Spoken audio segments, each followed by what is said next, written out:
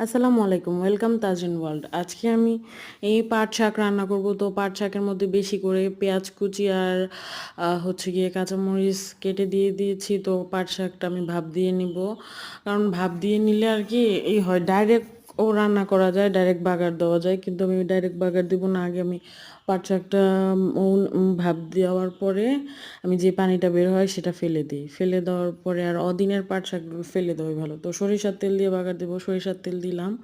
তো এখানে পেঁয়াজ কুচি আর রসুন কুচি দিয়ে ভাজা ভাজা করব। ভাজা ভাজা করে রাখার পর আমার যে শাকটা আমি ভাপ দিয়ে নিয়েছি, তো ওই শাকটা দিয়ে দিব।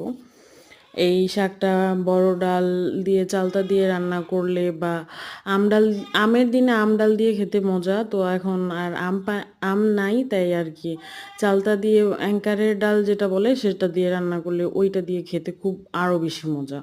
তো বাসায়